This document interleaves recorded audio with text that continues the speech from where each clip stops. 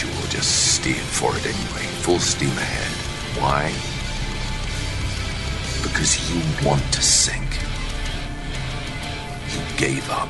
Revolution Radio, freedomslips.com, the number one listener-supported radio station on the planet. Not giving up. Revolution Radio. Radio.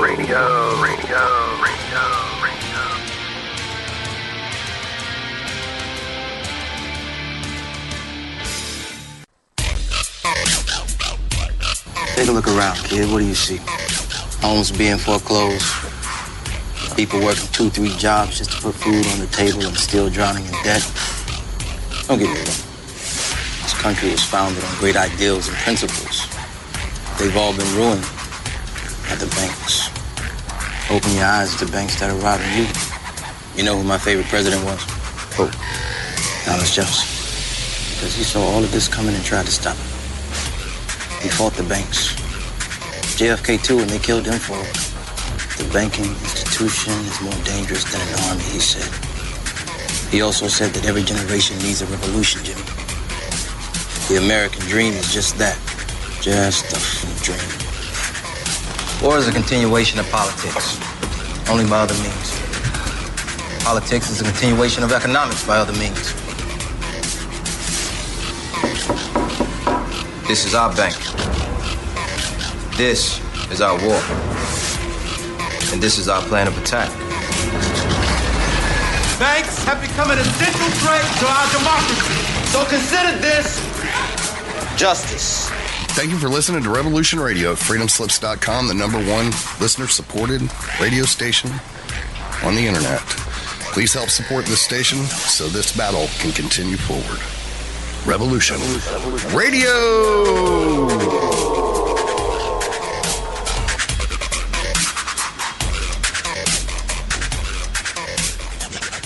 The opinions expressed on this radio station, its programs, and its website by the hosts, guests, and call-in listeners or chatters are solely the opinions of the original source who expressed them. They do not necessarily represent the opinions of Revolution Radio and freedomslips.com, its staff, or affiliates.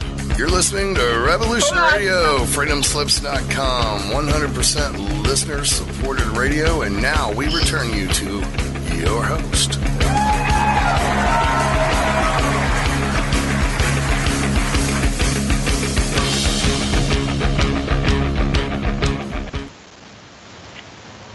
Aloha, everyone, and welcome to Stargate to the Cosmos on Revolution Radio at revolution.radio. And I am your host, Gannikir Lesson, with my co-host, Dr. Sasha Alex Lesson, and Kevin Estrella, Karen Patrick, Penny Bradley, and Russell Brininger are joining us tonight, and we are doing a panel, a very interesting secret space program panel.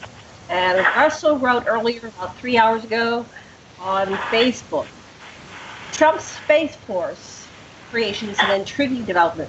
There's already a good case to be made that a secret space program already exists.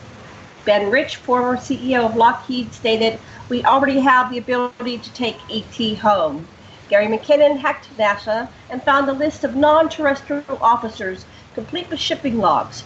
$21 trillion is missing from the Pentagon. In the late 80s, black triangle UFOs were spotted both in Brazil, acknowledged by the head of the Brazilian Air Force, and in Hudson Valley. A huge black triangle craft made an appearance over Phoenix, Arizona in 1997, as acknowledged by former Arizona governor and pilot Fife Symington. Dr. Stephen Greer says the U.S. mastered anti-gravity in 1954. Tom DeLonge and his To the Stars Academy wants to build an interstellar craft with publicly donated funds. Testimonies of multiple whistleblowers say there is in fact a secret space program. An internal faction of whom want to come forward with the mind-blowing technologies they already have, gained from interactions with extraterrestrials. Even Richard Dolan, a rational historian, says that there may in fact be a breakaway civilization that uses zero-point energy, interdimensional portals, and time travel. So is Trump being used as a tool to bring forward this knowledge, leading to disclosure of 70-year-old clandestine projects? The other possibility is that Trump is oblivious to any of this, and his ego just thought it would be cool to dominate space. So we're going to talk about this and the secret space program. And we got a big panel today, so we're going to get started on this. First, Dr. Lesson, what would you like to say about today's program?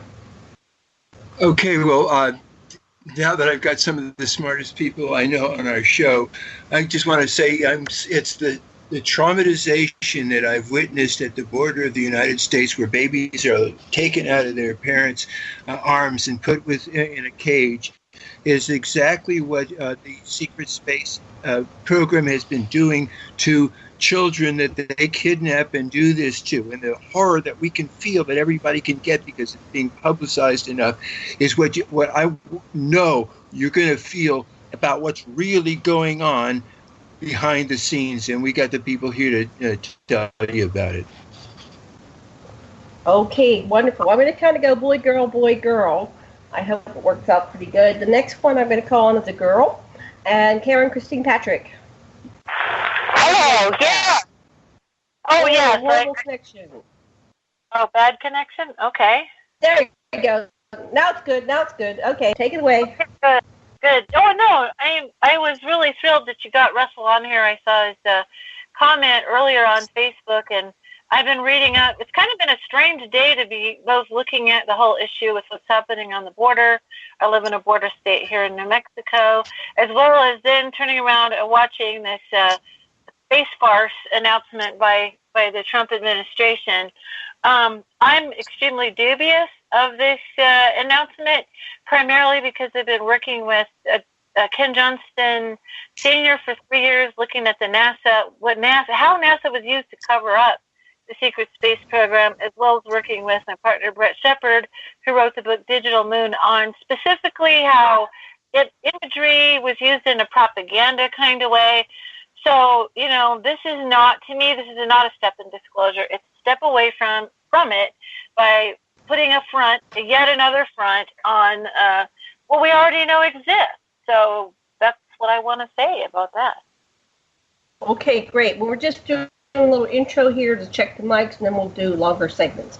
Next up, we're back to a boy. Kevin Estrella, are you with us? Are you there, Kevin? I missed him. Sorry. Missed Kevin. Okay, go back and get Kevin. While we're waiting for Kevin, we will talk to Penny Bradley. Penny, are you there? Yeah, I'm here. I had my mic off because it's in the temperature range in Central California where we have to run a swamp cooler, and those things are noisy. So when I'm not speaking, I'll be off. But we will bear with it. Yes. It does kind of cover up the traffic on the street outside. So there's that. I've been kind of being overwhelmed with people posting on my wall and in my groups about Trump's declaration. And at this point, I'm looking at it as a way to say we're starting a space program now, and it's all clean and pretty, and we're just going to sweep the last 80 years under the rug. That's my feeling about it. And those of us who have been exposing what's going on, it's been too much of a struggle to get here to let him do that. But it's very, very, very nice. It's a very nice program. Well, it's a very nice program, and if they're going to stop all of the atrocities going onward, I would be happy with that. But my strong feeling is that the atrocities are going to continue but not be addressed. And we can't allow that, those of us who know about them. I agree, yeah. Okay, your mic is working. Let's go and see if we have Russell Greninger. Russell, did you make it on for tonight's show? Yes, I did. I'm here. And listen very carefully because I agree with the former speaker because, we all know that there is a secret space program that is not being disclosed to the public. And according to the testimony of the whistleblowers, there's a faction within the secret space program that wants public disclosure, and there's another faction that's perfectly happy to keep the technologies all to themselves. They really don't feel like public disclosure is appropriate because there's 7 billion people here, and they don't see how all these technologies would fit into the culture at large.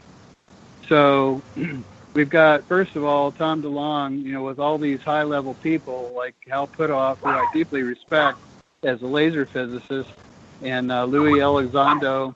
But the thing that bothers me about it is he's saying that the aliens are bugs and we just need to shoot them down. So that may be some sort of psyop. I still hope for the best on the To the Stars Academy, that they're knowing that the secret space program exists and that all these technologies already exist. They're kind of doing a facade where they're saying, okay, we're going to use public funds to build an interstellar spacecraft. Well, we already know that they have that capability.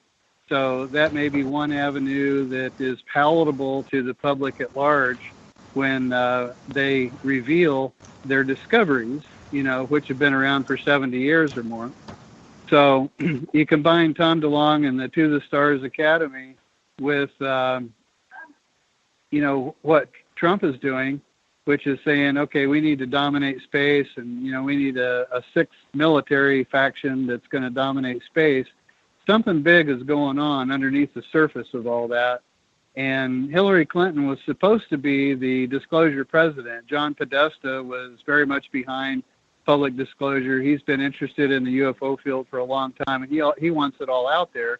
Well, she lost the election, but it may just be a matter of timing, that the timing is right, and whoever was elected, they're going to use them as a vehicle to bring this information forward. And I hope that that's the case.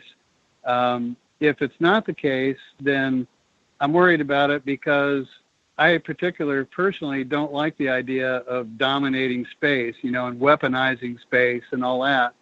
And, we've already been shooting at UFOs for a long, long time.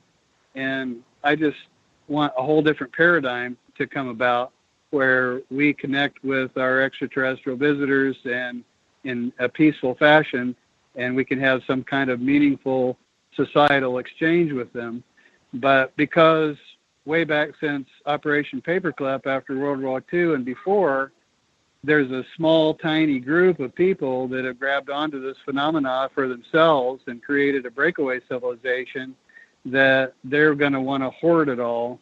And so there's probably kind of a societal war within the secret space program factions, the part that wants public disclosure and the part that doesn't.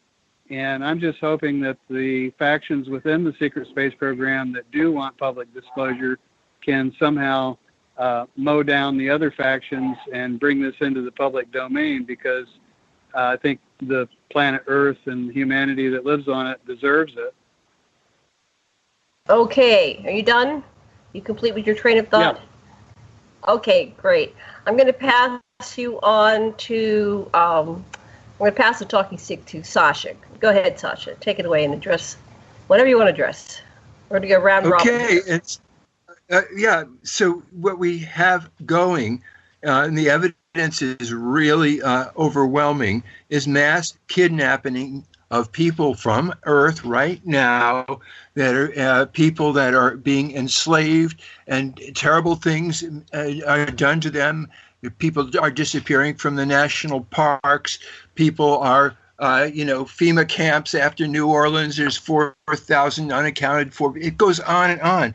There is a crisis of kidnapping and enslavement by these corporate entities in space right now, and it's this other stuff about what the governments, governments, you can always tell when they're lying because their mouths are moving, or so we know what's happening when you look at evidence and listen to Penny. You can get, there's something desperately important that we have to do really right now. We need peace on this planet.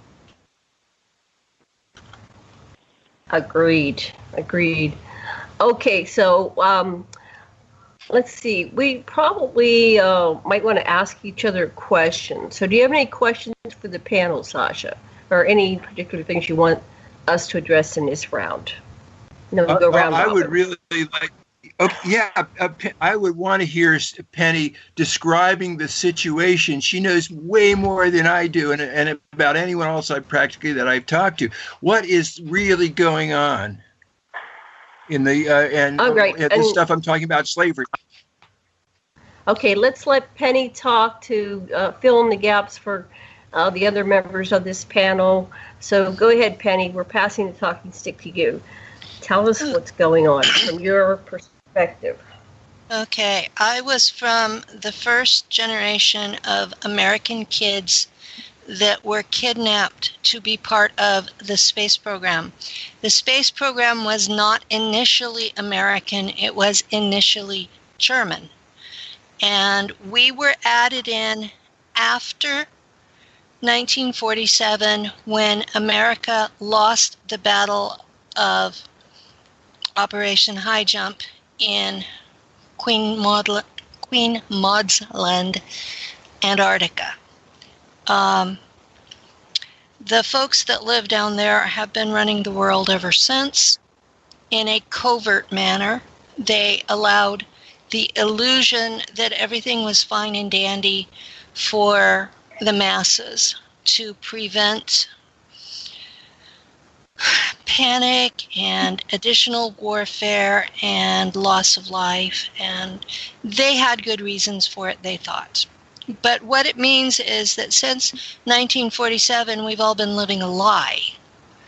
And here it is, all these many years later, and the truth is coming forward because people like me are remembering what happened to us.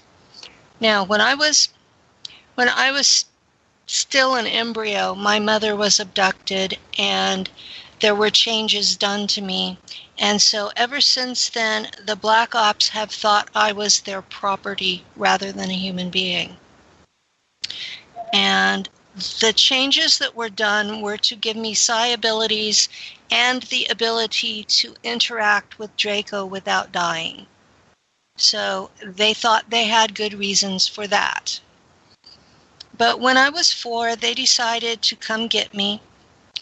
And they took me to Langley for 5 years.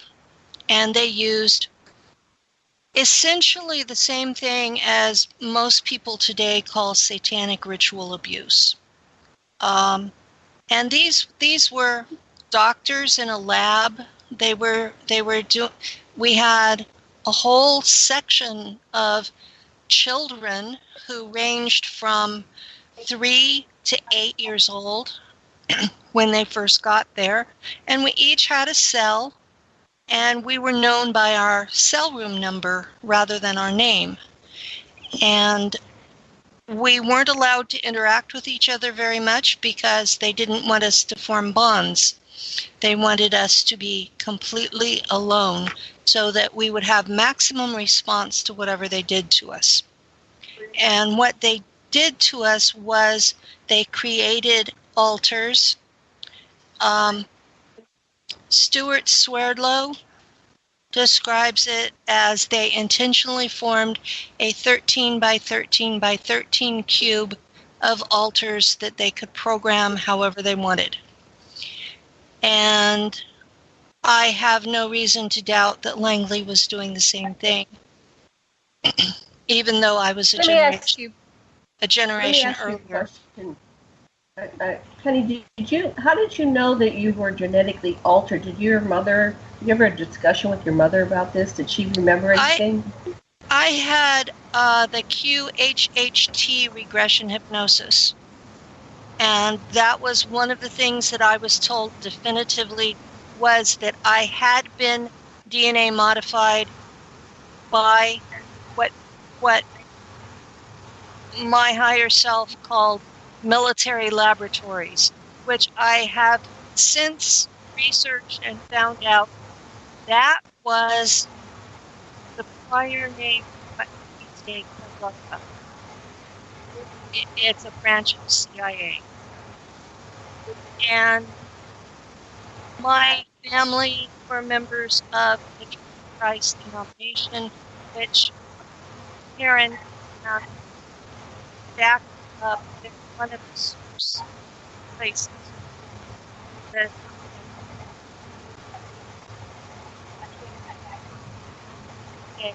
once I got to Langley, we can't hear you, Penny. Can you talk up? Is that any better? Yeah. I can hear you. Yes. Not sure what's going on, but you were fading in and out. Okay, the mic was too high. What they did was first they spent the first year mind fracturing me, and then they spent the other 4 years training me to use the abilities that they had made sure I had. So a year at that time, I was taken to Montauk, and this was before Al Bellick's program.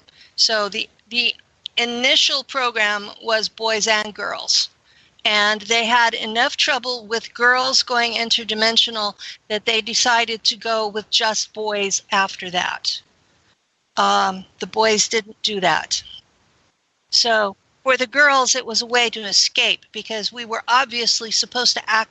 We were supposed to travel through time, and if we had the capability of going elsewhere, that was a way to escape from these people, because we were in hell. I got in so much trouble for going interdimensional that the Draco warrior that was there saved my life from the Scientologists who were running Montauk. They wanted to just dump me in the incinerator like they did the crazy kids. And the Draco said, no, we'll chip her instead, and I will go find her. And he did. But otherwise I wouldn't be here today to tell. So those who think that all Draco are horrible, you're wrong. They're not. They may have an agenda, but they're not always. They're usually not as bad as the humans I dealt with. But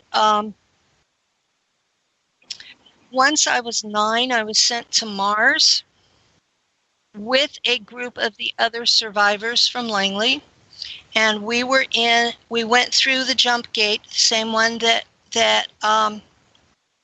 Andy Basiago talks about. And we were in a group home situation where we had one person who was responsible for all, I think there were 20 of us. And we were introduced to a German Teutonic culture where we were at the bottom of the pile and expected to fight our way to the top.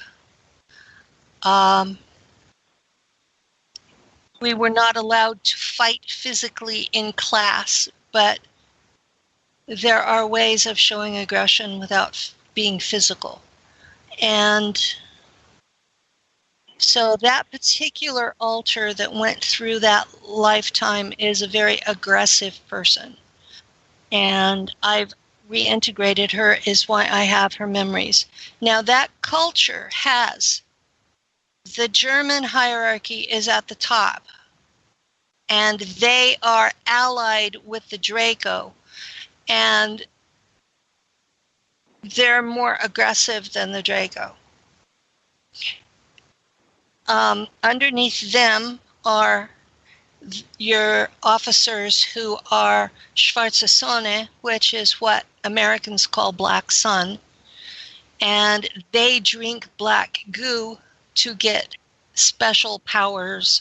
It ups their IQ, it makes them invincible, it gives them great health, until one day they're too sick for the black goo to keep them going, and then they'll throw up the black goo and they'll die within hours. It's a really gruesome death. but they think it's worth it. And the black goo eliminates all empathy that they would have for any other person, human or otherwise. In the space program, we consider the ET allies to be persons. They're just not human persons. What was the next thing? Okay. Below the schwarze Sonne are the officers who have not drank the black goo. And below them are the enlisted people. And that's the bulk of the programs, are the enlisted people. These are your boots on the ground. These are your people who are mechanics, who fix things, who cook the food, who do the communications, who keep everything going. And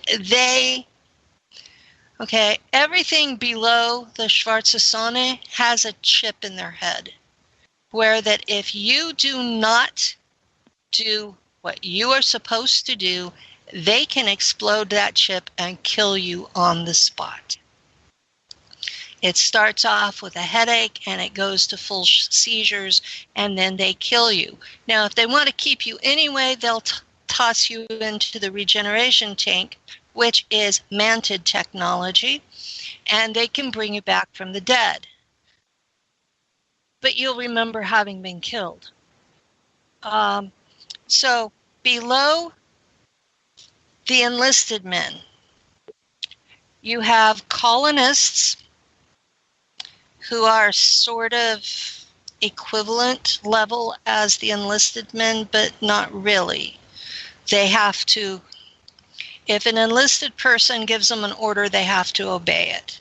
And then you have the bulk of the work is done by a combination of still human slaves and cyborgs. The cyborgs are robotics with a part of a human brain so that they can operate the ET tech, which requires a consciousness. So you have a human being trapped inside a robot body. And it will be trapped there until the robot body is completely destroyed and all the brain tissue is dead.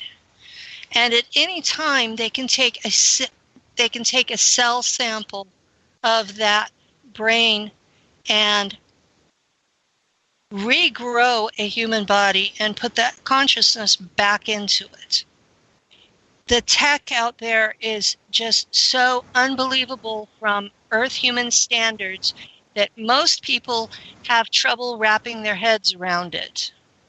But the state of it is most of the people out there are, even the ones that are at the top of the pile, are still mind-controlled slaves. The only ones that are actually free-thinking are the German hierarchy. Everybody else are slaves. And I've heard some of my fellow whistleblowers balk at that because there's a hierarchy to it. But anything below the top, you're just a slave. You're not there by your free will. You can't leave when you want. You're not getting paid. You get used for however long they want you to. You don't have the option of death because they'll dump you into a regen tank. And it's what else do you call this? Right, slavery. Let me pass the talking stick around because that's a lot of information. I want everybody to get a chance to address that. Just bookmark where you are. We'll continue the narrative, but I want to go round robin here. I want to let Russell, then Karen, then back to Sasha. Go ahead, Russell. That was a lot of interesting. Everything the former speaker said was really interesting to me because it sounds like an AI world. Penny, thank you. Sorry. Mm-hmm. And as Penny said, there's a subculture of people that are already tapped into AI with the black goo and alien artificial intelligence. They I've read where they do have the capability of extracting the human soul and putting them in containers or putting them in different bodies, so that matches up. And I'm also very intrigued by the testimony of an early contactee, Albert Bender, who started the International Flying Saucer Bureau back in 1952, because he, according to his testimony, was taken to Antarctica and introduced to what he called a snake race. And according to him, they were here extracting some type of energy system from Earth's seawater. And in the last year, they just figured out that uranium can be extracted from seawater. So there are profound energy supplies that can be extracted from seawater. But I find it really interesting that, you know, he would have said that back in 1952. And as Penny said, pretty much everybody's on board with the fact that Nazi Germany went to Antarctica and started New Schwabenland, or, you know, they've got a base down there. And this is verified by Operation High Jump. When Admiral Byrd went down there, saucers came up out of the water and, you know, destroyed some of his equipment, some of his airplanes. He came back with his tail between his legs. So there is a Nazi, possibly Nazi/Draco base in Antarctica. And I was reading where Michael Sala believes that the 1952 flyover in Washington, D.C. were part of that faction down there, that these were Nazi Bellcraft that came up from New Schwabenland just to make a demonstration of power. So, and also David Paulides' work, Missing 411, there's approximately 30,000 people a year that go missing. So the idea that they might be somehow kidnapped and recruited into a secret space program operation that's tied into implants and chips and AI, you know, a lot of this may in fact be going on. Right. Karen, your turn. Yes, hello. I wanted to read a little short passage here about Wernher von Braun. And the reason why is I think this Space Force concept is part of what Carol Rosin identified as the last card, and I have a passage that explains that. And she worked with Wernher von Braun, who was brought over ostensibly to give us rockets in our space program, but he also had some involvement in electrogravitic craft as well. So it's hard to say what he was brought over for. But he, towards the end of his life, was, I guess, trying to explain what the plan on the board was.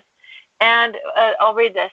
Von Braun had a history of working with weapon systems. He escaped from Germany to come to this country and become a vice president of Fairchild Industries when I met him, that being Carol Rosin.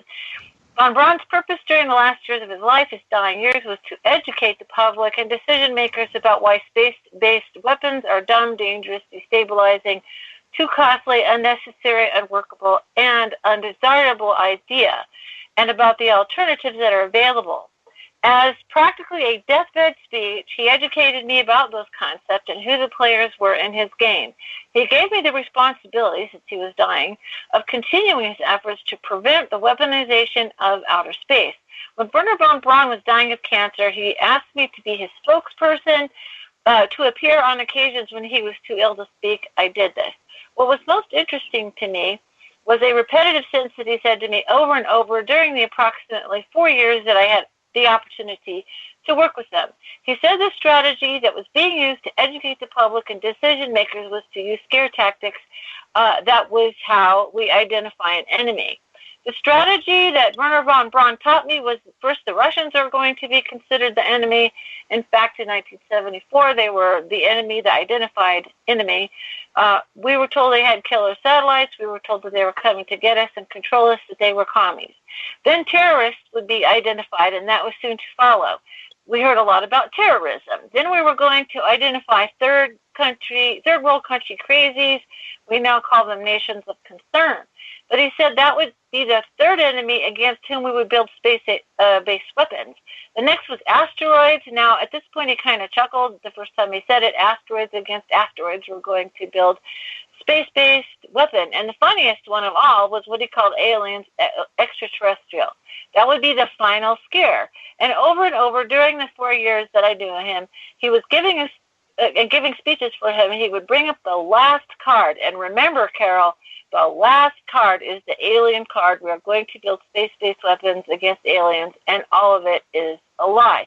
And I like to bring that up because there does seem to be a process in order, just observing the fact that NASA was trying to talk about near-Earth objects or asteroids, and that kind of got scuttled because in research we've done, basically one of the congressmen famously asked, well, what happens if an asteroid's heading toward us?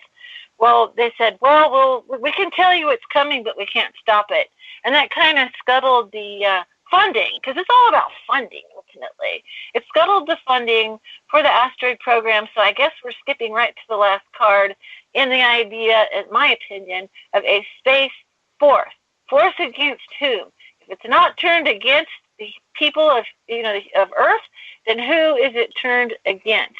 What do we need a space force for? That's my question. So I just wanted to bring up that kind of famous case. That's a very good question. What do we need a space fleet for if there's no aliens? Okay, whatever. Okay, we're back to Sasha. Lots been said. We're coming up on the top of the first hour. Sasha, what would you like to address? What would you like to add? What would you like to ask? I would really like to hear the next thing, Penny, in your story as your life progressed. And I guess what really gets me is that how you found love. That really came back to you through all you've been through. That just what blew my mind about your story. I pass to Penny. Okay. When I was at Langley, I was in room number 7, and there was a boy a year older than me, give or take, who was in room number 5. So we were at Langley together, and then we were shipped to Mars together, and we went through Schule, which is the German colony school, and we graduated at about the same time. And he was put into the translation program because he was deeply gifted at that. On Earth, he spoke Russian and English, and in space, he spoke English, German, and Russian. And when Corey Good talks about his glass pad, this was the person who uploaded most of the information on the glass pads. Funny, my altar describes him now as being a, quote, girly man because he was somewhat effeminate. But we had spent all this time together. And I became a fighter pilot in a unit of women fighter pilots. So we were called the Valkyren. That's the Valkyries in English. And I didn't know what my name was. They had called me Penelope, which is my real name, but they had pronounced it Germanic. And so I adopted the name of my unit as my surname. So on Mars, I was Penelope Valkyren. And because we had known each other since Langley, there was a bond. And I don't know if I seduced him or vice versa, but we ended up an item. And in the German fleet, even on Mars, there's this thing that any officer relationship has to be kept extremely discreet. You're not supposed to form a bond. There's not supposed to ever be any trauma. Well, I don't know what they named him there, but on Earth his name was Steve. And we ended up in this long-term affair, and one day I was sent to take out a raptor nest. I should probably state here that there were 4 other sentient races on Mars when the Germans got there. And the first thing they did was go to war with two of them. They nuked those races' cities into oblivion, sending one of those races into the Stone Age. What were the races? What other races were there? Okay, the ones that we were at war with were the Mars native raptors, who look just like out of Jurassic Park, except they have human-like arms, and they stand a little more upright. And they still have the 6-inch raptor claws, and they're telepathic, and you look them in the eyes, and you know you are dealing with someone smarter than you are. There is no questioning that. They are only in the place they are in because the Germans nuked them. Then there are the Mars mantids, and they're a sub-race of the mantid empire. They look more like Earth mantids than the normal ones do. So they have the actual mantis face, like the bug on Earth does, but they're just as intelligent. They don't speak in words, but they are completely telepathic, and they keep the Mars spiders as pets, like we keep dogs. And I would get out of a plane and I would be supposed to capture a mantid for interrogation. And inevitably, I would be eaten by a spider. But I still have it. What happens? Huh? You said you would get eaten by a spider. Then what happened? I would wake up in a regeneration tank. Oh, the regen. So did they get you out of its stomach, or they get you before you're consumed, or how does that work? They would find the dry husk, and they had a tissue sample on file for me. The technology, they put whatever they find into the tank, and they put the tissue sample of what you're supposed to be into. There's a slot in the control panel, and they set you for an age and weight, and depending on how damaged you are, how long it takes. But you come out and you are that age, that weight, in perfect shape and matching your DNA profile. By the way, that's a way to get rid of viruses. Wait, you're breaking up. That's a way to what? Get rid of viruses or parasites or diseases. They just put you through. Also, a nice way to lose weight. Lose weight and regress. You don't need plastic surgery. You don't really have a weight problem there. The food's not that great, but you get in trouble if you don't eat. And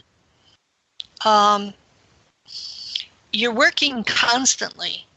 And they keep you at what they consider your optimum age and weight based on your performance. So the whole time I was there, my body appeared to be 30 years old and 160 pounds, and that was where they kept me because that's where I functioned the best. To them, it's all about your productivity. You're not a person. They don't care how you feel. They want you productive because you're an asset. You're not a person.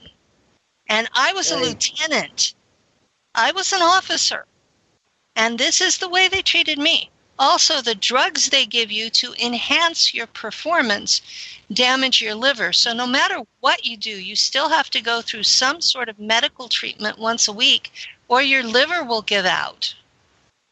So they have to basically give you a new liver every week. Wow. There are consequences to this tech. Go ahead, Sasha. You're flying in to wipe out this nest of. Back to my story. Yes, yeah. I was flying in, and my plane resembled an F-14, and this would have been in 1990 Earth time, except that it had plasma engines instead of jet engines.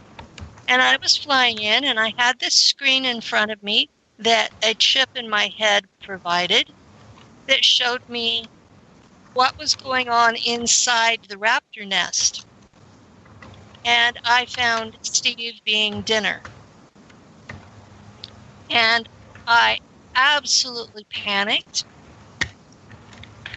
And my ship, because I was chipped to the ship's computer, the ship's computer felt the panic and said, "Oh, let's fire everything." And it did.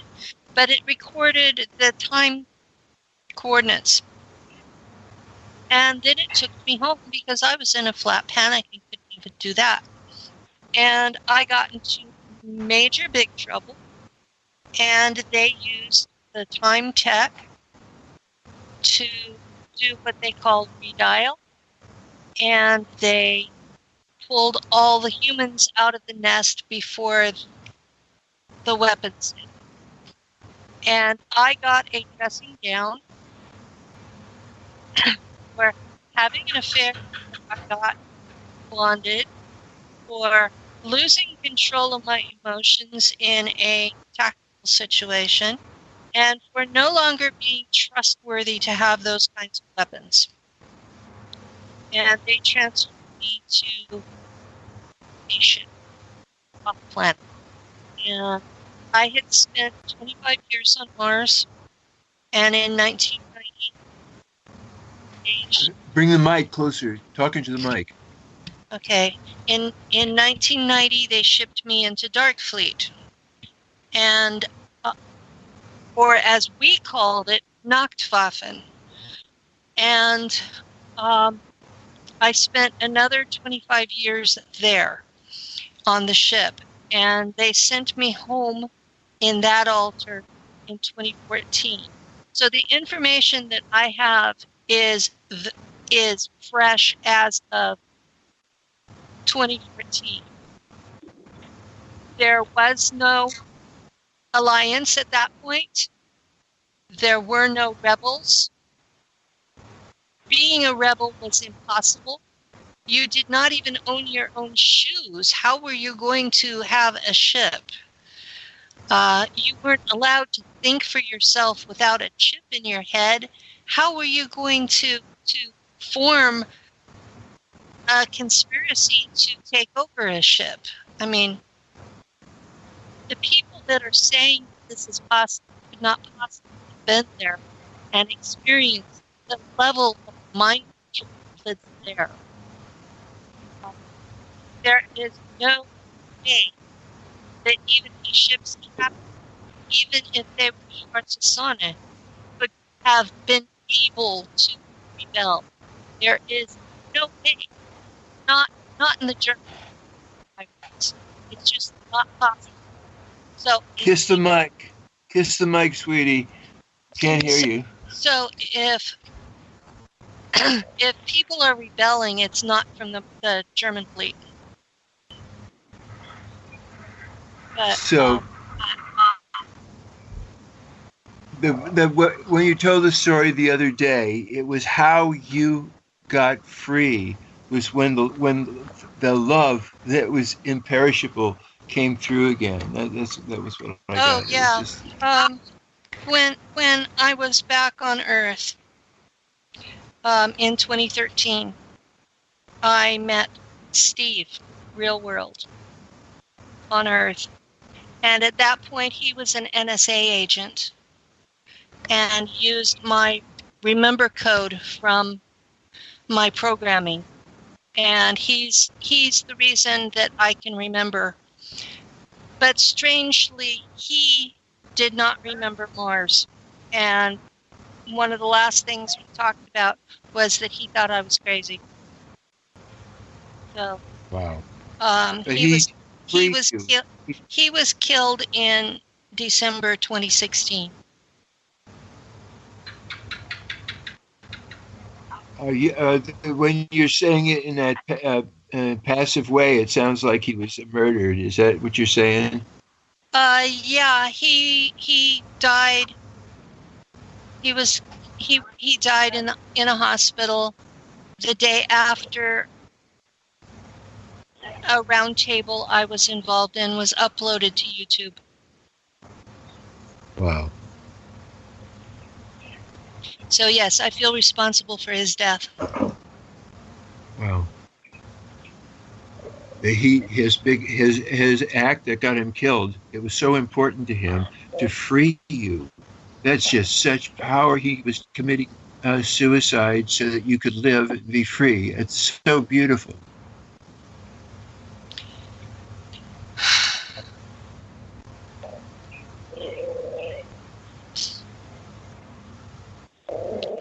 I'm sorry, I'm crying now. Oh, that's cool. I can dig it, really. So can everybody. Mm-hmm.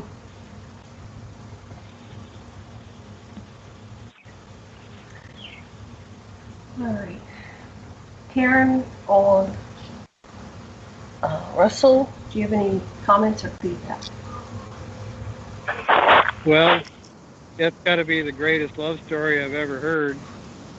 And it's really interesting from the standpoint of people like myself that don't have any first-hand experience in this secret space program or all the things going on Mars and all that. But I've been following the testimonies of people like Mark Ralph, who hooked up with a woman who was a psychotherapist, and he suddenly remembered all his experiences, and collecting data points like Dr. Michael Stalla between Mark Ralph and Randy Kramer and Corey Good and now Penny, and they all seem to coordinate pretty well. But I must say it's exciting and disturbing at the same time, because from the time I was a kid, I always hoped that if there were extraterrestrials, that they would have overcome their desire to engage in war and conflict. And it just seems like there's a lot of it going on out there. And people are being enslaved with microchips and under the control of AI, and their souls transferred from body to body. And it's a world that is beyond anything I've ever even contemplated. But my mind is open and I'm listening, and it sure does seem to coordinate with one another. So I'm just kind of stunned by it, to tell you the truth. I have a question. Is that just on this like little subroutine? I heard that this part of reality of existence is like a virtual reality program that's going, and it really isn't the entire continuum of existence. It's just kind of like a subroutine. Is that true? Well, or what do you think? Are you asking me or Penny? Anybody on the panel. Well, I want to throw something out there. I've just read a body of material called the Zeta Primer with a spirit medium named Paul Hamden, and they talk about quantum synthetic environments that are created to give people virtual reality experiences to see how they would react under certain circumstances. So the big question in my mind with all of these secret space program whistleblowers is this really happening on the real planet Mars, or is it a synthetic quantum environment created by extraterrestrials to just see how we would react? And I'm bewildered by that right now.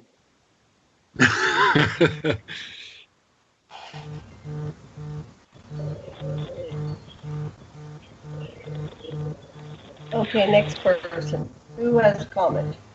Well, question. In response to that, I will say the blood's there, The blood that's there is real. The bodies are real.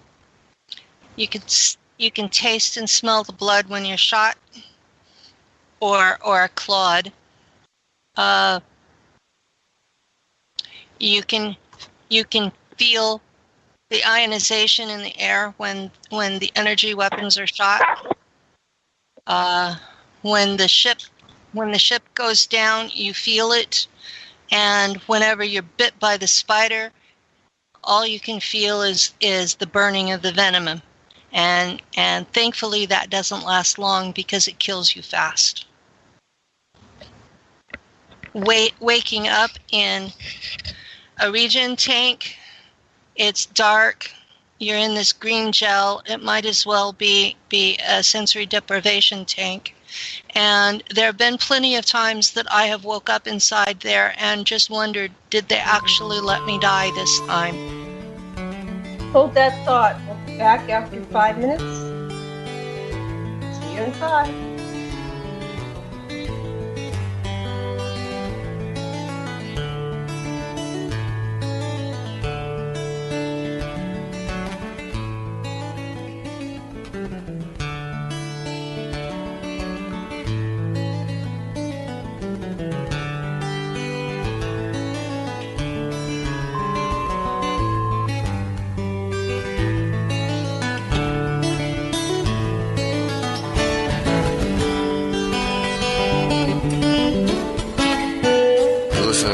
Radio at freedomslips.com, and we'll be right back after this message.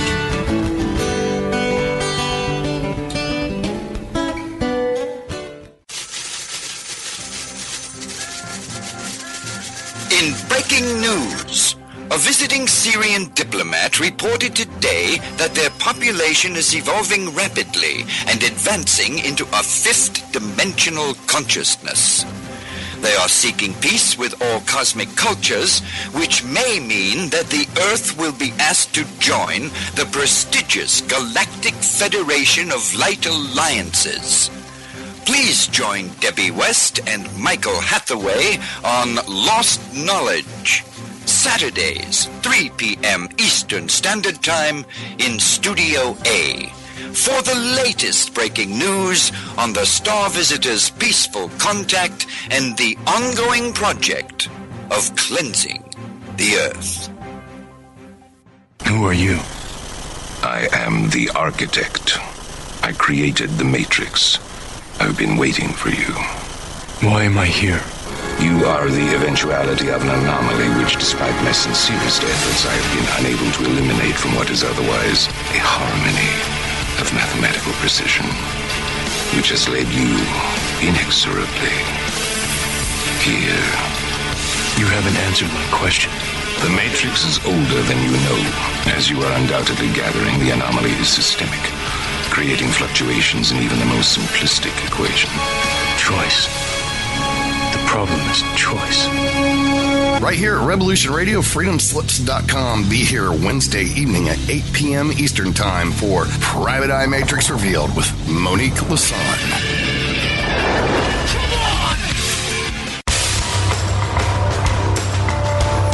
Hello, my name is Mr. Rowe. I am the host of Reality Extraction on Revolution Radio at freedomslips.com. I utilize logic, intellect, and magic to methodically autonomize, vivisect, analyze, examine, study, scrutinize, and extract an essence of reality from a fog of illusion and confusion. You can find me on Studio B every Thursday at 1700 hours Pacific Time. That's 8 p.m. Eastern. No topic taboo, no subject too strange. I strive to take a neutral standpoint during the dissection of the topic at hand. That's Reality Extraction with Mr. Rowe on Revolution Radio.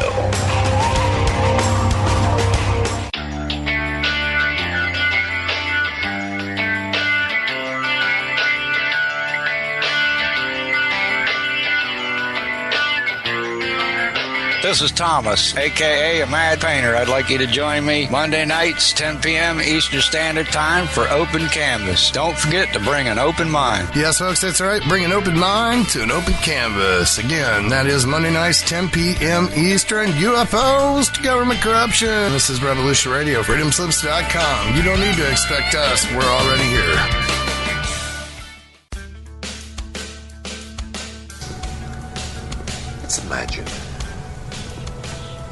If you glimpsed the future, were frightened by what you saw, what would you do with that information? You would go to who? Politicians? Captains of industry? And how would you convince them? Data? Facts? Good luck. The only facts they won't challenge are the ones that keep the wheels greased and the dollars rolling in. But what if there was a way of skipping the middleman, putting the critical news directly into everyone's head? The probability of widespread annihilation kept going up. The only way to stop it was to show it, to scare people straight. Because what reasonable human being wouldn't be galvanized by the potential destruction of everything they've ever known or loved? To save civilization, I would show its collapse. How do you think this vision was received? How do you think people responded to the prospect of imminent doom? They gobbled it up like a chocolate eclair. They didn't fear their demise. They repackaged it. It can be enjoyed as video games, as TV shows, books, movies. The entire world wholeheartedly embraced the apocalypse and sprinted towards it with gleeful abandon. Meanwhile, Earth was crumbling all around you. You've got simultaneous epidemics of obesity and starvation. Explain that one. Bees and butterflies start to disappear. The glaciers melt. Algae blooms all around you. The coal mine canaries are dropping dead, and you won't take the hint. In every moment, there is the possibility of a better future, but you people won't believe it. And because you won't believe it, you won't do what is necessary to make it a reality. So you dwell on this terrible future and you resign yourselves to it. For one reason, because that future doesn't ask anything of you today. Because that future doesn't ask anything of you today. Yes, we saw the iceberg, warned the Titanic. But you will just steer for it anyway, full steam ahead. Why? Because you want to sink. You gave up. Revolution Radio, freedomslips.com, the #1 listener-supported radio station on the planet.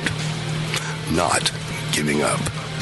Revolution Radio. Radio.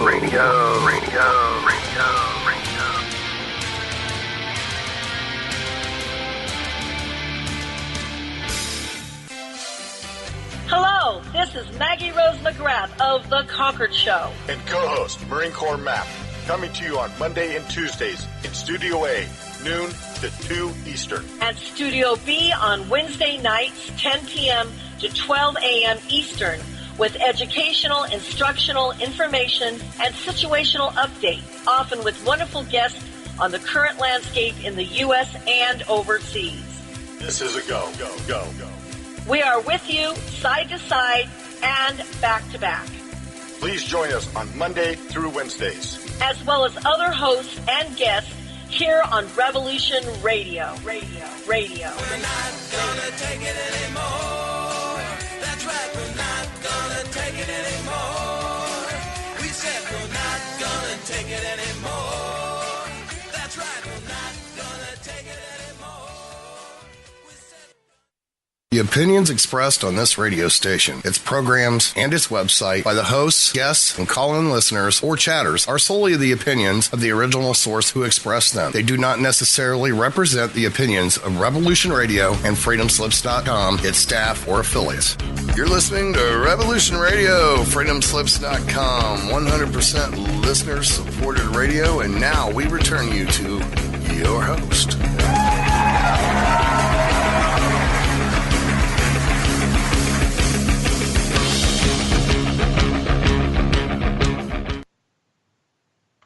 Hello, everybody, and welcome back to Stargate to the Cosmos on Revolution Radio at revolution.radio.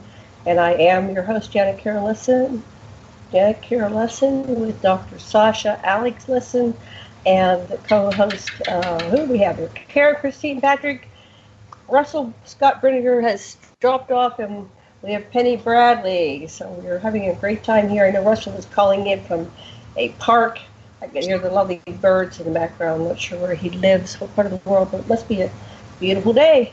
And so before we get back to our show, let's remind everybody to please go over to that donation button on the website, revolution.radio, and make your donation this week. I know, Ahmad, you gave us the numbers, but I'd like to hear your voice. How you doing, Ahmad, and how are we doing in our goal for this month? Doing great. We got 1739, and we need 2,600, so we're doing pretty good. It ain't too bad. Not too bad, not too shabby. Okay, great. So, Dr. Lesson, you wanted to talk about, what did you want to talk about this last hour of the show? I know you're fascinated with the altar. I'm really interested, Penny, in what happened in Montauk and in all kinds of very, very similar things that are going on. Basically, this split of a person into these different sub-personalities, and how you have created a system of being able to manage them and become the chooser in your life. And it's just and I think all of us can use some of that journey. Can you give a little explanation of what a subpersonality is from your perspective as a student of Drs. Howe and Sidra Stone? And Dr. Howe Stone studied directly with Carl Jung. And from my understanding, these are fractions or fractals of oneself that help you. They usually develop to help you cope with things, but everybody has some subpersonalities. We have our inner child, adult, parent, and we have our inner child or inner critic, which is a very dominant one. Can you kind of give a little exposition of that from the traditional psychology point of view, and then we'll go into Penny's explanation of it from a secret space program, my lab's point of view. Go ahead, Dr. Leslie. It's the difference is between being able to center yourself and realize you have a variety of parts or impulses that have to be coordinated, which is part of the maturation process, and everybody's got that. And being traumatically split so that when you're in one sub-self, it's not just a sub-self anymore. It's an alter. It's another person. And you don't have contact with the other. So it's a big, big difference. And it's the mind splitting that the Germans used, that Montauk used on people, that's being used to this day to traumatize people. You know, when you see what's happening at the border, that's the same thing. These children are being traumatized and split into alters. Anyway, Penny can explain it a lot better than I, because she's... I'd like to hear your explanation, Penny. What they are trying to accomplish is to separate a part of the mind that has access to all of the DNA abilities and the power of the soul without sharing memory with the rest of the mind. And yes, it becomes a separate person who lives within the same body and head. And they program this fraction to do various things and to be activated by whatever trigger they have chosen in the programming. And it's usually something that won't be used in normal life. They will program a specific alter according to a children's book or a movie or a cartoon series, and all of the code words for it will come from that specific mythology or words that they make up related to it. I've been really responsible about not saying what my remember code was, because most of us also have booby traps, where that if we remember, it activates a self-destruct program. And I don't want to be accidentally activating someone else. I know how traumatic it was for me to suddenly have Penelope Valkyrian's memories rushing in on me in another language, complete with smells and sights and feels, and no context for any of it. And I don't want to do that to anyone else. So I'm trying to be responsible here. But she had that altar had been programmed with Wizard of Oz programming. Now, I have other altars that have been killed in their form that have come up as soul fragments. And that's basically the altar that we know from Mind Fracture is the equivalent of what Native Americans call a soul fragment. And you do lose soul to these things. Your cover personality, the person that your parents think they're raising, loses energy to all of these. So the more of them you reintegrate, the stronger you become as a person and more centered, as how Dr. Sasha described it. You become more centered because you get more of your soul energy back. What they're doing is they're splitting people up into itty-bitty little pieces that they can use however they want, and that the person themselves are too fragmented to be able to live a even reasonably normal life. And it is crippling. And yes, the same thing is being done on a lower scale to these kids at the border. They're being separated by their parents. They're being held in cages. They have no freedom whatsoever. They've got older kids taking care of infants. You know, none of them know, even if their parents are alive, where they are, if they're going to be able to see them again. They're being put in with people that don't speak their language because they're taking all of these kids and shoving them in together.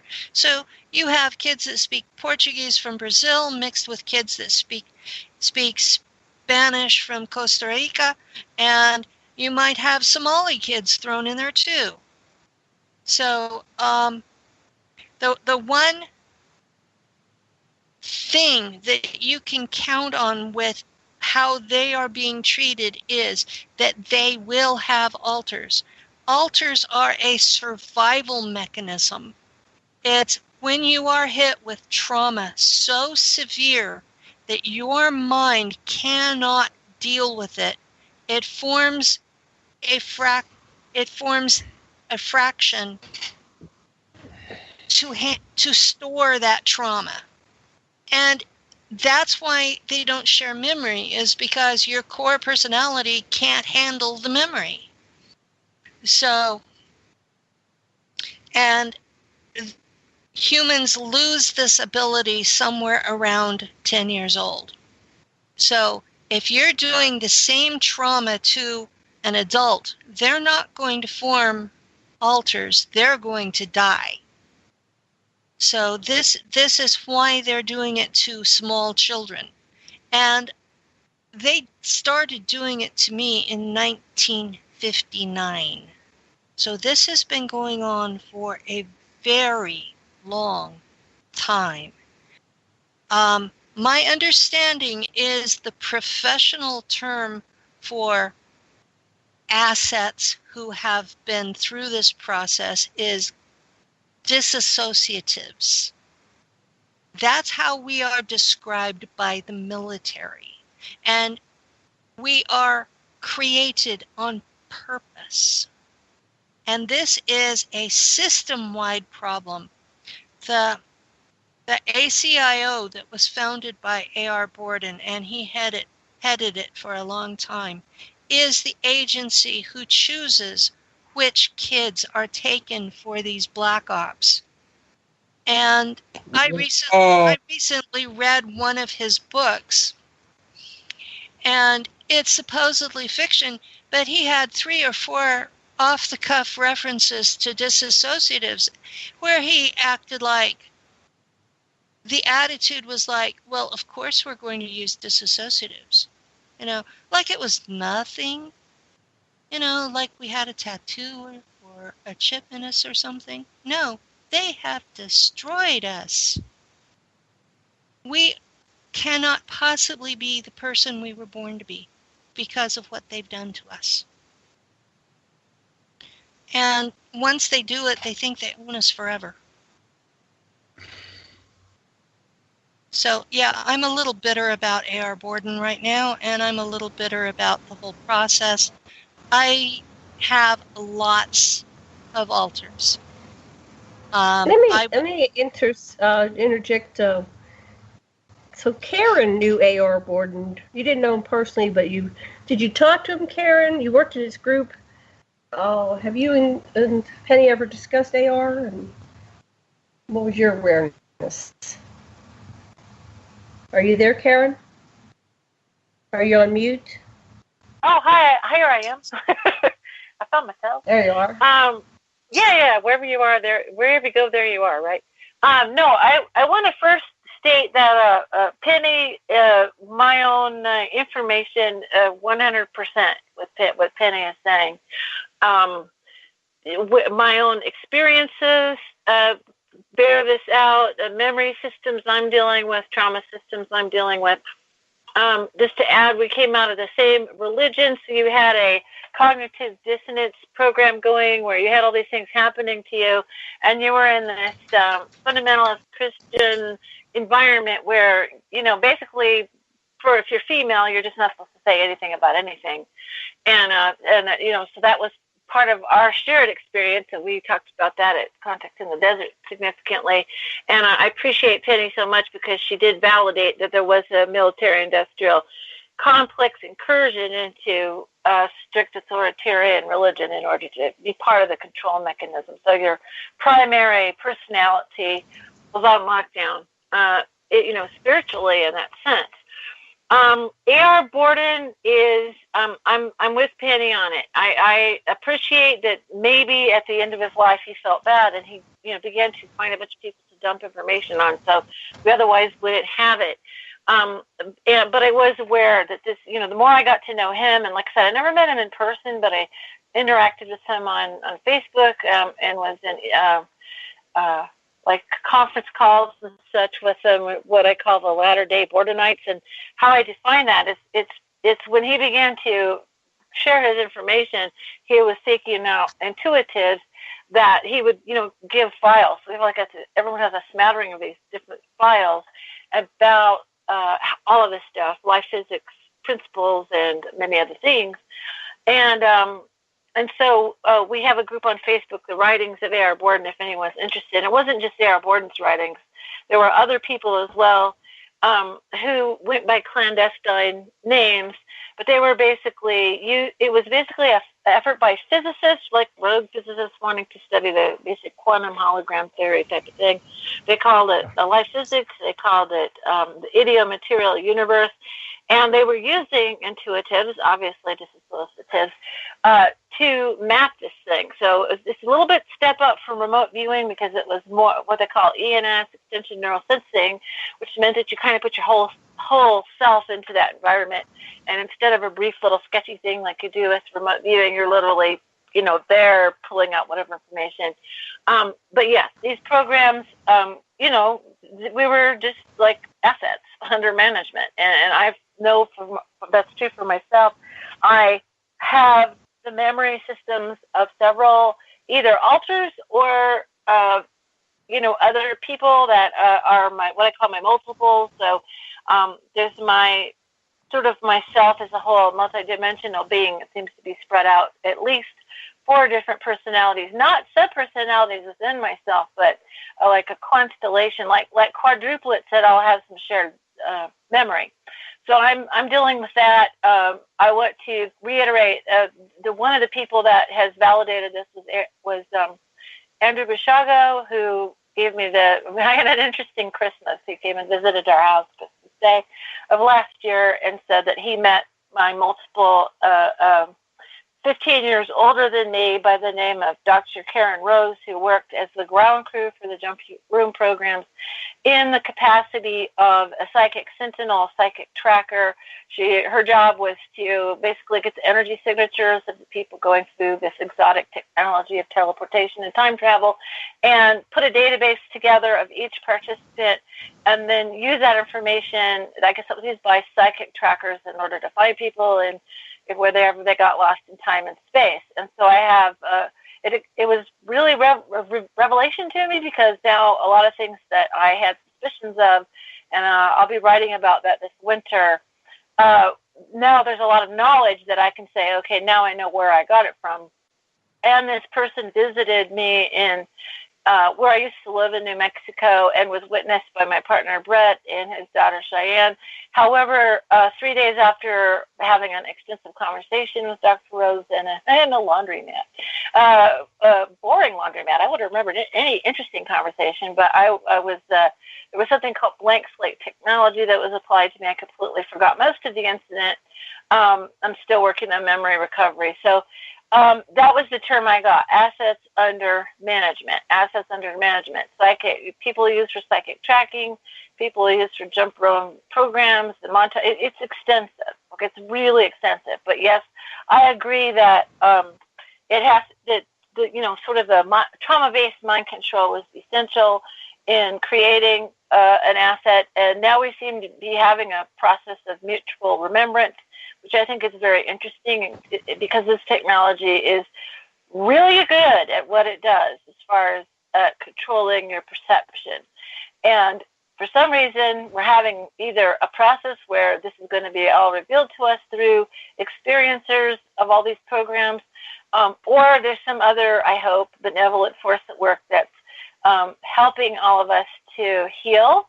This is very traumatic and painful and horrifying, and also to give us some respite in our life situations, because most people I know are targeted individuals and go through hell to keep them locked down in their primary perception, and also to bring this information forward. So here we are, and there is a secret space program. It's massive, and this Space Force concept is, to me, a space farce.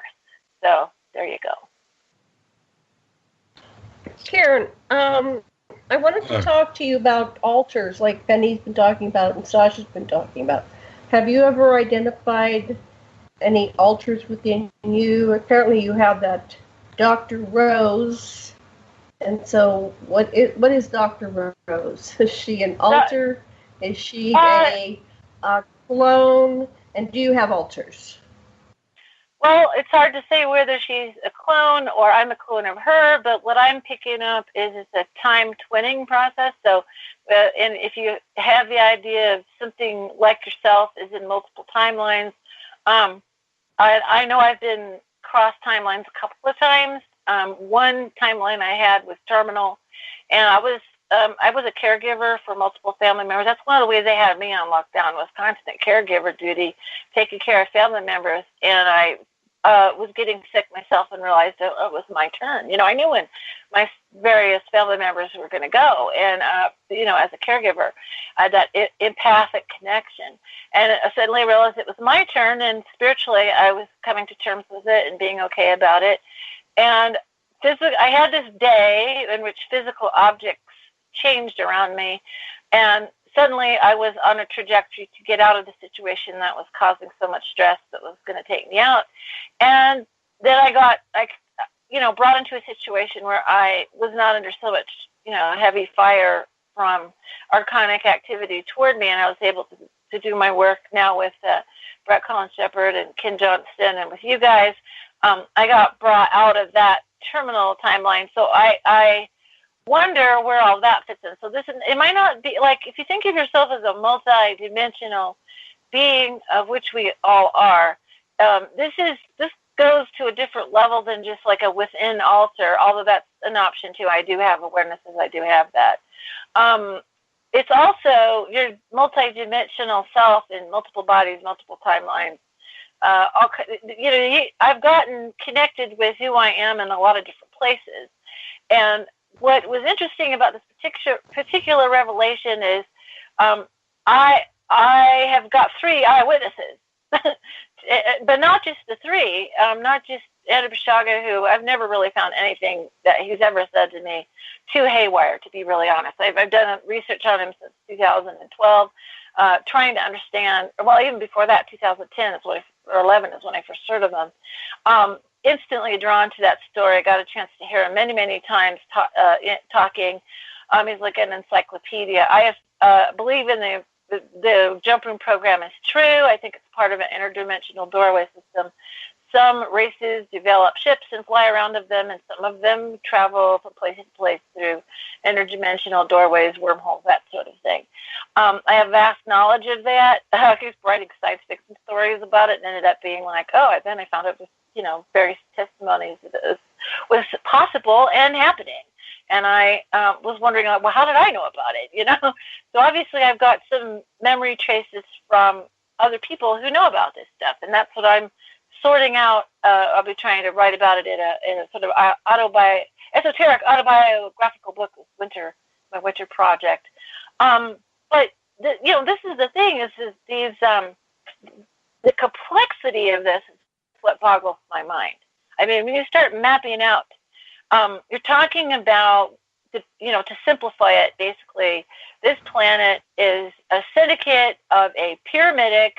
Like if you go look at fractal pyramid, look up fractal pyramid on Google and go look at images, and you'll see this pyramid within a pyramid with a pyramid, and there's a top level.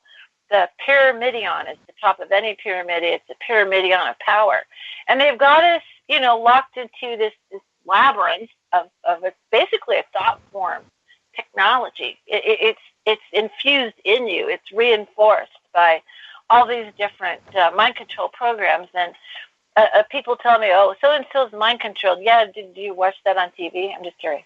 Because it's back to your regular scheduled program. We have this primary consensus reality show, which is given to us by politics, religion, and media, and we're expected to uphold it and believe it.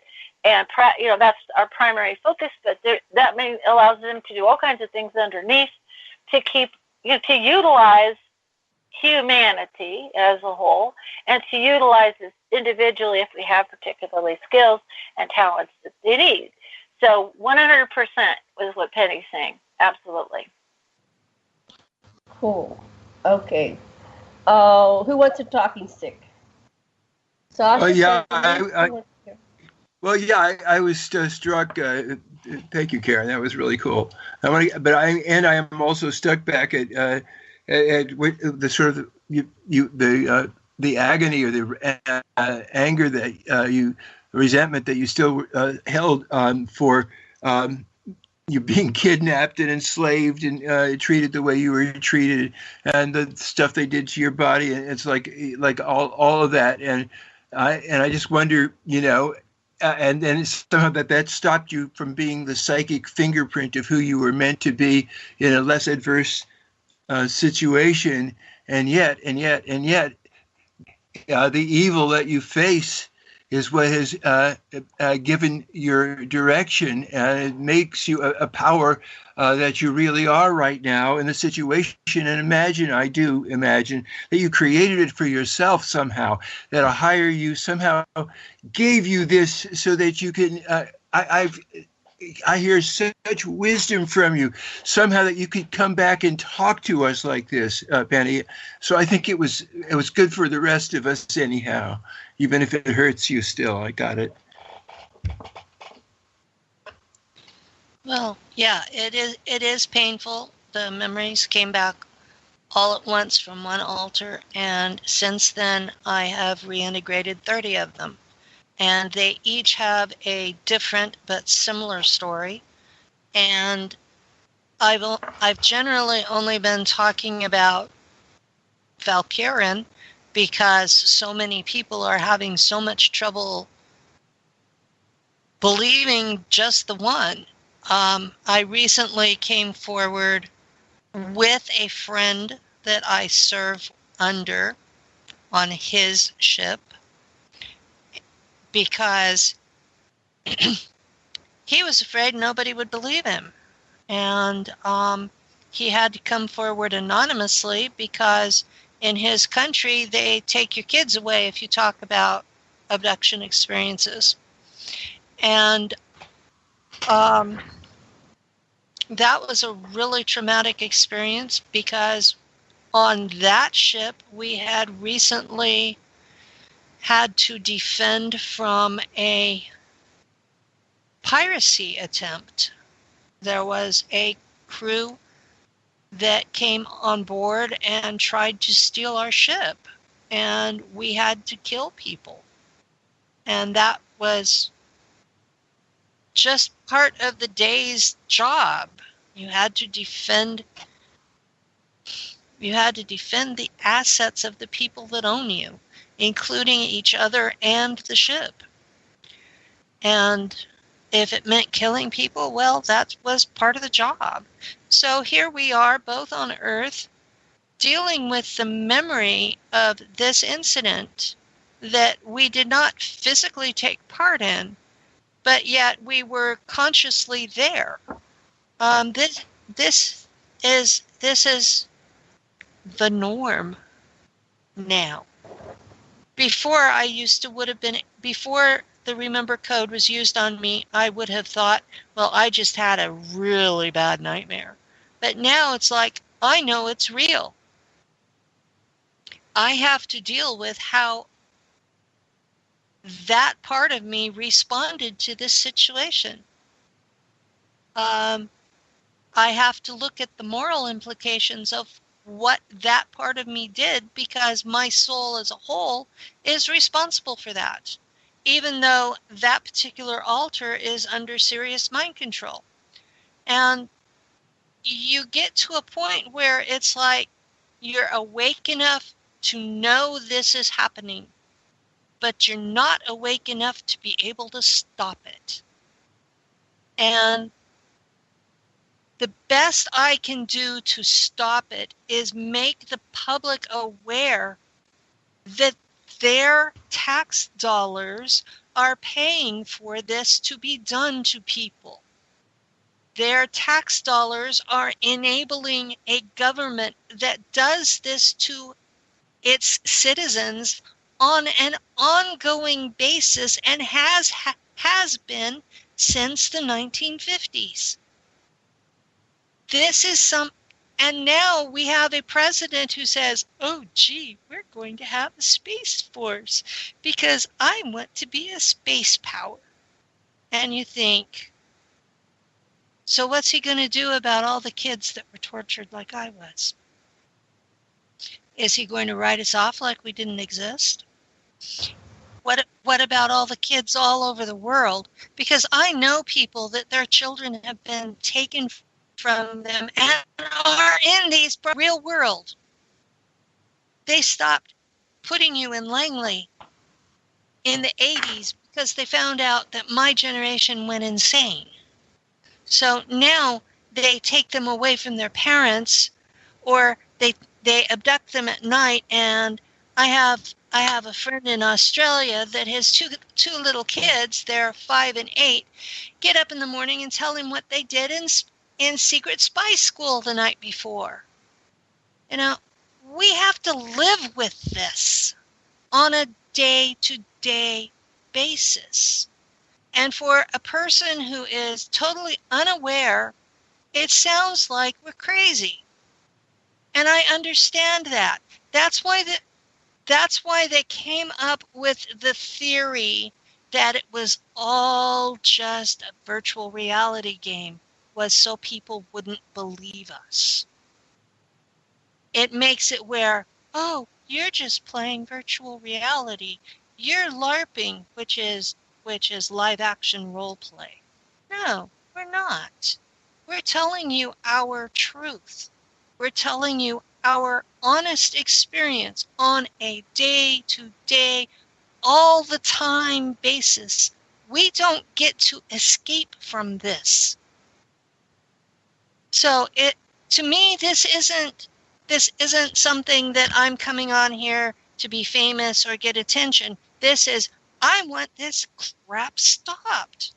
Why are they still traumatizing little kids? Whether it's immigrant kids on the border or or members of my family that have been abducted, because I know my granddaughter has. I know that at least 2 of my kids have, because we have talked about the memories. I know that the other son is involved in a fundamentalist, authoritative religious cult, just like I was raised in. It's a different one, but it's just like it. And I keep telling him, you're in a cult, you're in a cult, you're in a cult, and nothing gets through. This is the shared experience of the people that have survived the secret space programs and related black ops. You have super soldiers in Kruger and Monarch. You have people who have been through Earth Defense Force, Solar Warden, Nachtwaffen, the Japanese version of Nachtwaffen, and however many else there are out there. The group that I'm an admin in, we've been trying to map the programs that are involved on the testimony of the survivors, and there are at least 200 projects that have gone on mostly in the 1980s to 2000, because that's the age range of our members. So we're looking at this and we're saying, this is horrific. And we have people who range from the guy who guards the ship while everybody else is out doing their thing, to the slave that loaded the ship, to I was a navigator on a ship. I was the one that plotted the course and watched out for the space critters that eat the energy from the engines. And, you know, we have representatives of all of it. And they're watching me to see how I'm treated before they go public. But we have 3,400 members, and at least half of them are actually veterans, waiting to see how the whistleblowers are going to be treated. Because there are real life consequences to this. I've been shot with energy weapons 10 times in the 2 years I've been public. There are consequences. This isn't. They owe you some money. They owe you some back pay. They owe me a hell of a lot of back pay. Just one altar was working for them for 55 years. And I have integrated 30 altars. Think about how old my soul thinks it is in this incarnation. And that's not even a thumbnail of what I have. Because if they've done the 13 by 13 by 13 cube on me, I have over 2,000 altars. I have no clue what most of them are doing. There are 6 that I wake up in that I haven't integrated. And 2 of them are not Nachtwaffen. 1 is a pilot of a shuttle ship in Kruger, which is a super soldier mercenary company that operates in space. The rest are on Earth working for the CIA. And that's probably the scariest part, is that they are using the SSP people on Earth for black ops. So, you know, there are going to be people out there who will recognize me from that, because some of them are using my body, just a different altar.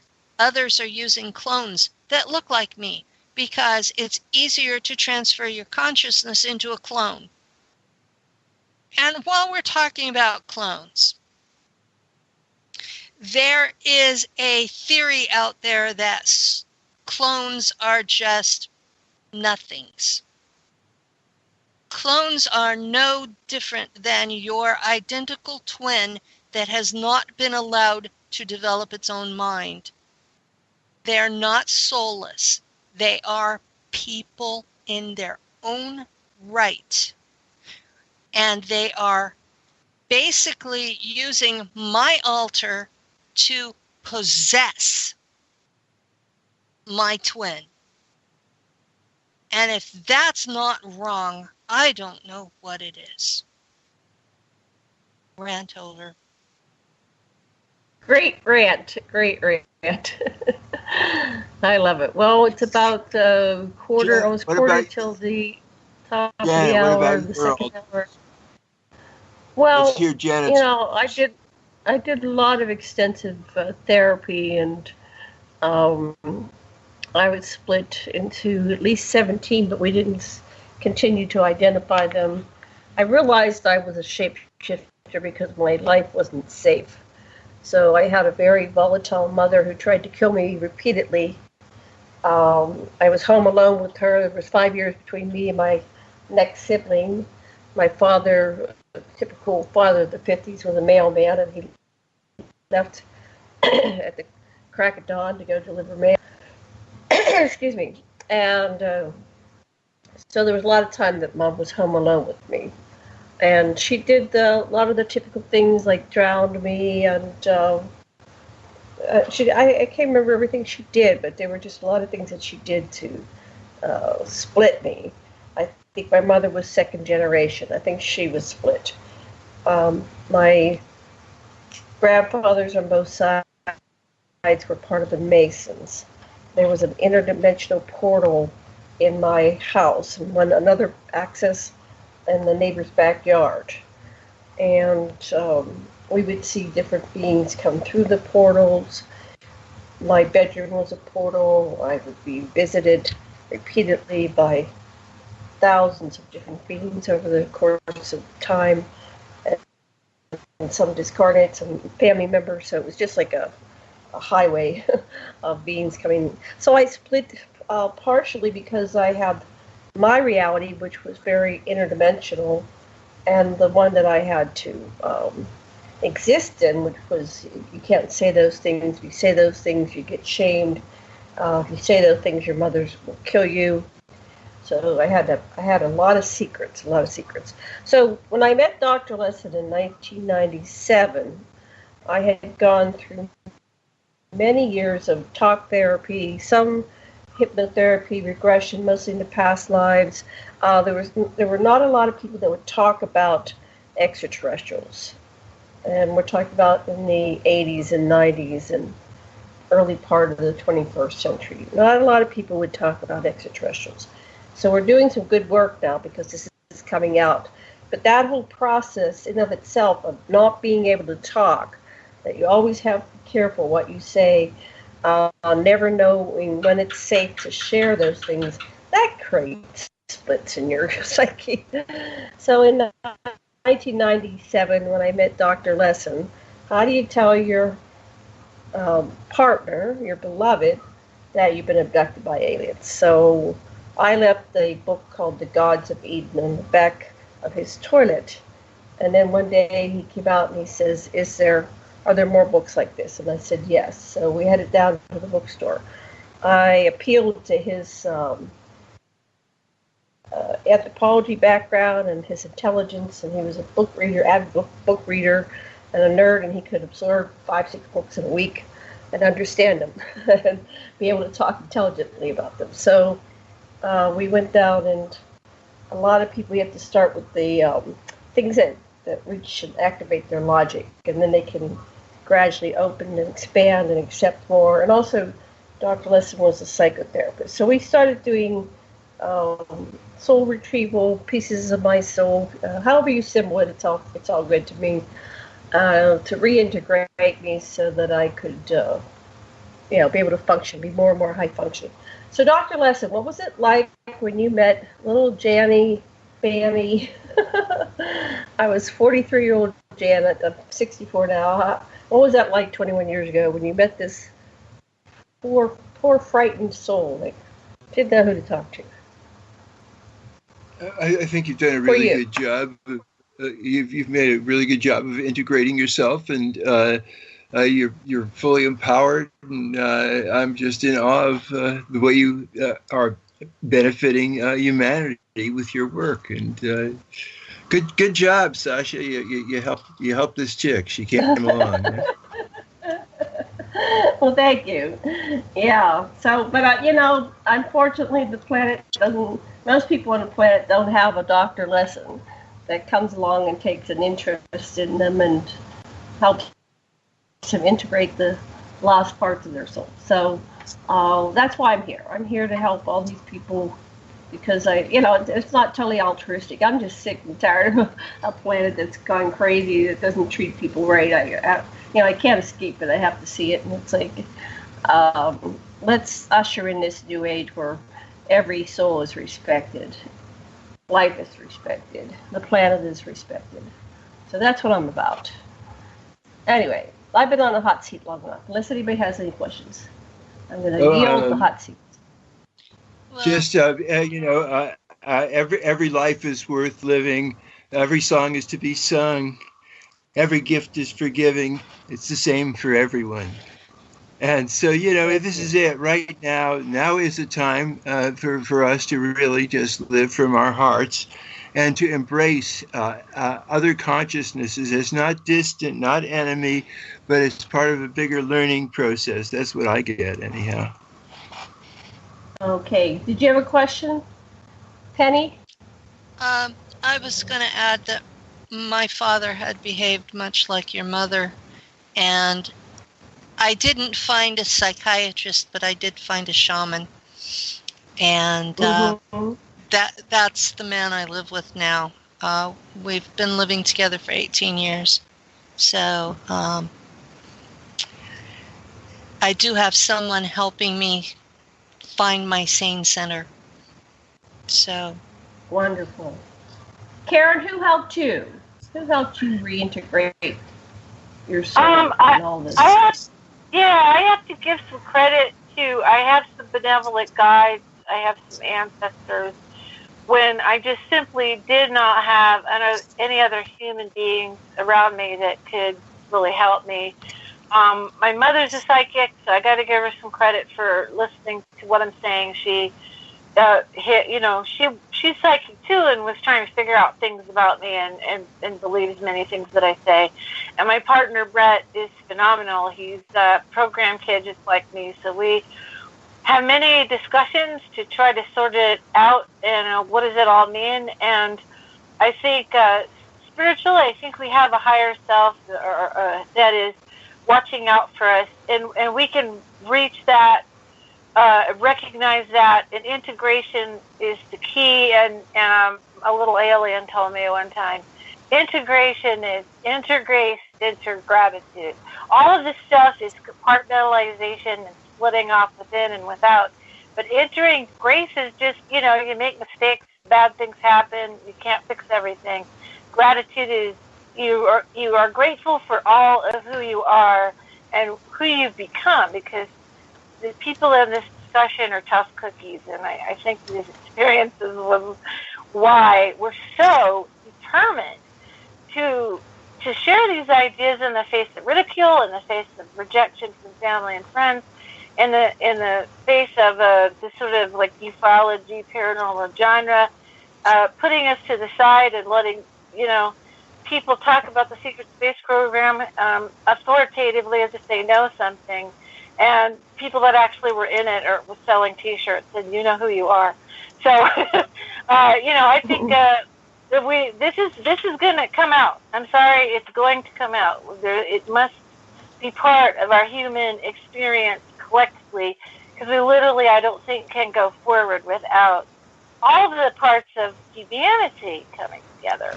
So I appreciate each and every one of you for your courage. Really, thank you. Thank you. Okay, we've got about 5 or 6 minutes. Who wants to cover what before we run out of time? Tell us about the conference that you're going to be putting on, Janet.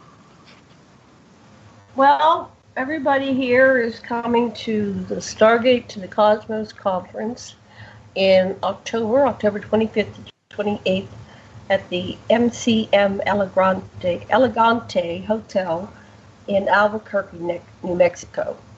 And we're doing something a little bit different. This is a movement.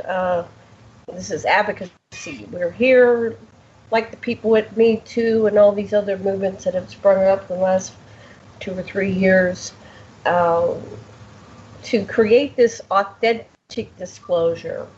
Right now, it seems like the narrative is being taken in different directions. And it seems like it's a little bit more of the same old with the people at the top that have lots of money, that can do fancy things, take the narrative, take it down to that direction, and yet another rock star is born. And this time they're the UFO rock stars.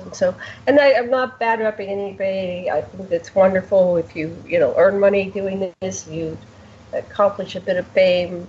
I think everybody is doing their piece and contributing to this evolution of consciousness and the Grand Awakening. And yet I listen to people like Penny Bradley and all these people that come on my show, and I'm very grateful for each and every one of them. They're such brave, bold people.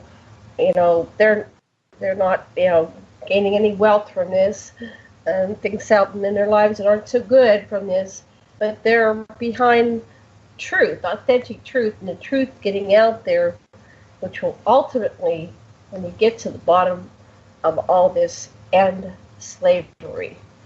That we have many, many generations going back since to the creation of humanity and its hybridization program here on the earth and probably beyond to an ancient time that we don't even remember, but many, many generations where we're not really free. That freedom is just a myth, an illusion, a concept, a program, and those who wake up discover, oh my goodness, I'm just a slave. And the awakening happens on so many levels. I started to get aware of it when I was spending an hour a day each morning getting ready for work, an hour to an hour and a half getting to work, the 8 hours that I did work, the hour for lunch, another hour and a half getting home. And I spent all my money buying clothes to go to work so I could buy clothes to go to work. And I just was in this hamster wheel, and I didn't get anywhere. There was the little dangling carrot that's if you work really hard all of your life, you'll be able to retire, but don't worry about it because you can't really retire because they're going to take your Social Security and all your Medicare and Medicaid. Well, here we are. I'm 64, retired, and those predictions that I heard, 30, 40, 50 years ago are coming true. So I'm inviting everybody to participate, to get off this hamster wheel, to come to the conference, to Skype into the conference. If you can't come and appear for the 90-minute slots that I have, but, just call in for 5 minutes. Just call in and show your face. Maybe you can send a recording to me, audio or visual, and I will play these and basically say, me too, me too. I have had experiences. I've seen things out of the box. I've been a part of the secret space program. And I don't care who you are. You're all important to me. I think everybody is equally as important as each other, although some people think they're more equal than others. So it's Stargate to the Cosmos, October 25th to 28th. Is an advocacy movement, much like we got Star Trek back on the air, like we ended the Vietnam War, like we brought down the Berlin Wall, like all the other, women's suffrage movement, all the other advocacy programs, and ending slavery, civil rights, human rights. Like the march goes on and on and on, and we're not done marching until it's over, and we've accomplished authentic truth, authentic disclosure, and true freedom for every soul in every race and every type of being across the cosmos. Thank you very much. I'm getting off my pulpit. Next person. Oh, we're out of time. Okay. Karen, Penny, how do we reach you? The websites? Oh, yeah, I'll say my website is the new one. It's caseypatrick.com. It's got my 2 books, The Anunnaki and the Moon. And also Weird Shouldn't Starve, about the basic income, really allowing free speech for fringe topics and whistleblowers, and that website's going to have some more soon. So, and I'm excited about the conference because we're really going to have, authentic voices. I think I'm super excited about the conference in Albuquerque. Stargate to the cosmos.com, right? It's .org, but .com will take you there, I think. Okay, and Penny, your Facebook pages, website? I have a website that we recently built. It's spaceportals.net, and it is set up as a social media site. We're still having trouble hooking up PDF files to it, but we decided, Ian and I decided that we were going to have a place. Excellent. We'll talk about that and more. Thank you very much for joining us today. Aloha and love and blessings.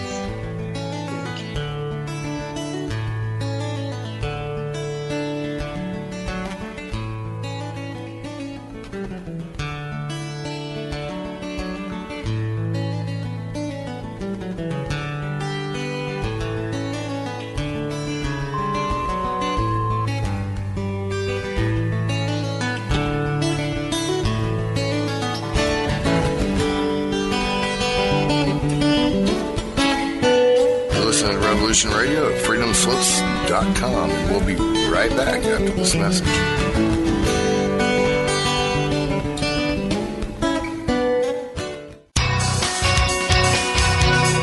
Thank you for listening to Revolution Radio at freedomslips.com. Any commercial advertising you may hear in this program is of the sole discretion and benefit of the host of whose program you are listening to. Revolution Radio does not endorse any commercial products, nor does it accept monetary compensation for on-air advertising of commercial products, nor will it ever. We are and shall remain 100% listener supported. Any product advertising on this program are considered used at buyer risk, and Revolution Radio shall not be held liable for any claims or damages received from any product advertised within this program. Revolution Radio, where information never sleeps.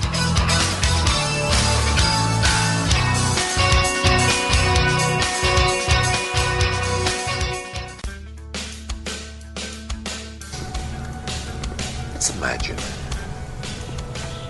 If you glimpsed the future, were frightened by what you saw, what would you do with that information? You would go to who? Politicians? Captains of industry? And how would you convince them? Data? Facts? Good luck. The only facts they won't challenge are the ones that keep the wheels greased and the dollars rolling in. But what if there was a way of skipping the middleman, putting the critical news directly into everyone's head? The probability of widespread annihilation kept going up. The only way to stop it is to show it, to scare people straight. Because what reasonable human being wouldn't be galvanized by the potential destruction of everything they've ever known or loved?